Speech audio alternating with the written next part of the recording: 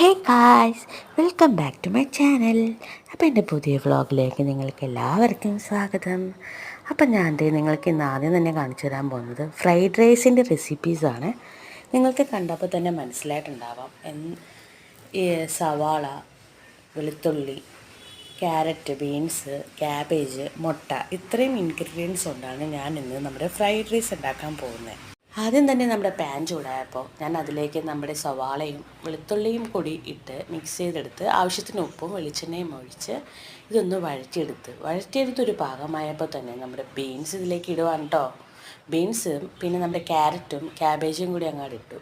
ഇതൊക്കെ പെട്ടെന്ന് വേകുന്ന ഐറ്റംസ് ആയതുകൊണ്ട് നമുക്ക് അധികം വേവ് വേണ്ട, നോർമൽ വേവിൽ നമുക്കിത് കുക്ക് ചെയ്തെടുക്കാം. പിന്നെ ഇതിൻ്റെ ഹൈലൈറ്റ് എന്ന് പറയുമ്പോൾ ഞാനിത് നമ്മുടെ റേഷൻ അരിയും കൊണ്ടാണ് ഉണ്ടാക്കുന്നത്.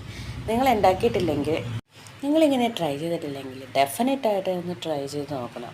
അരി മേടിച്ച് കാശ് കളയണതിന് നല്ലത് നമ്മുടെ റേഷൻ അരി ഉണ്ടെങ്കിലുണ്ടല്ലോ, നല്ല കിടക്കാച്ചി നമുക്ക് ഫ്രൈഡ് റൈസ് വീട്ടിൽ തന്നെ ഉണ്ടാക്കാം.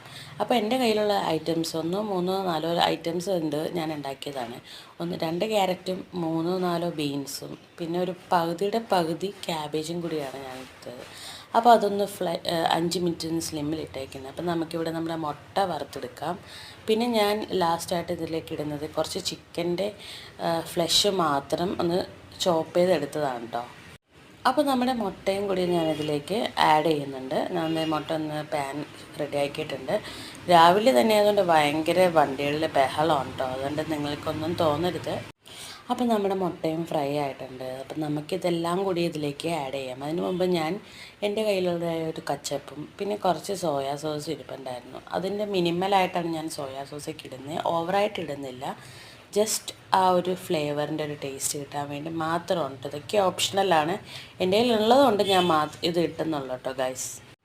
അപ്പോൾ ഇതിലേക്ക് നമ്മുടെ മുട്ടയും കൂടി ഇടാം. എന്നാലല്ലേ ആ ഇട്ട സോസിൻ്റെയും കച്ചപ്പിൻ്റെയൊക്കെ ആ ഒരു ഫ്ലേവർ മുട്ടയിലോട്ടും കൂടി കിട്ടുള്ളൂ. അത് കഴിഞ്ഞിട്ടാണ് നമ്മുടെ മെയിൻ താരമായ റൈസ് ഇടുന്നത്. റൈസ് ഞാൻ ഓൾറെഡി ഒരു വേവ് ഇട്ട് വെച്ചതാണ്.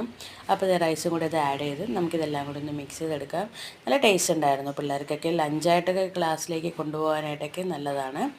അപ്പോൾ എല്ലാവരും ഇതൊന്ന് ഇഷ്ടപ്പെട്ടെങ്കിൽ ഒന്ന് ട്രൈ ചെയ്ത് നോക്കണം. ആദ്യത്തെ ഇത് സ്പൂൺ ഞാൻ തന്നെ പൊക്കി എടുത്ത് കഴിച്ചായിരുന്നു. വളരെ ടേസ്റ്റായിരുന്നു. ഓക്കെ, അപ്പോൾ ഇഷ്ടപ്പെട്ടെങ്കിൽ ലൈക്ക് ചെയ്യുക. ബൈ.